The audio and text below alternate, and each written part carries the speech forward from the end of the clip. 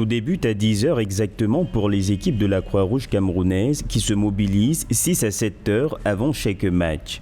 Ils vont tout d'abord se ravitailler au centre des urgences de Yaoundé. Ce matin, au parking du stade Amadou Ahidjo, François Zengo Lapé, chef d'équipe, procède au débriefing avec ses collaborateurs. Ensuite, elle attribue aux uns et aux autres leurs différentes tâches sur le site et le matériel est déroulé pour les stades.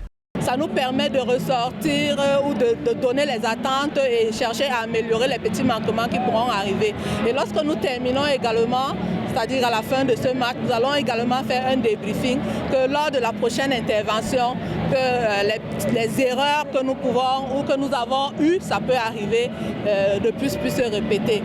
Pareil à toute éventualité, ces agents de la Croix-Rouge camerounaise qui ne passent pas inaperçus dans les stades avec leur tenue rouge sont chargés de secourir les usagers en cas de détresse, d'apporter les premiers soins, d'être à l'aire de jeu pour assistance aux joueurs et de sensibiliser les supporters sur le port du masque et l'importance de la vaccination contre la Covid-19, des activités qui nécessitent d'être aguerries. Nous avons commencé par des formations, des exercices de simulation pour s'assurer que nous pourrons répondre de façon efficace. Nous avons également prépositionné du matériel, nous avons reçu aussi des ambulances de pointe pour être à la hauteur de ce grand événement. Toutefois, Françoise révèle que la chaleur et la longue attente que plusieurs supporters subissent est l'une des difficultés rencontrées jusqu'ici. Vous savez, généralement, les gens viennent un peu tôt.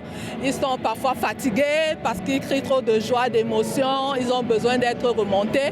Donc ça, on le fait rapidement et puis voilà, ils se remettent. Il faut dire que l'une des missions de la Croix-Rouge camerounaise est de prévoir et préparer la réponse aux côtés des services de santé en cas d'épidémie ou de pandémie, tel le cas en ce moment.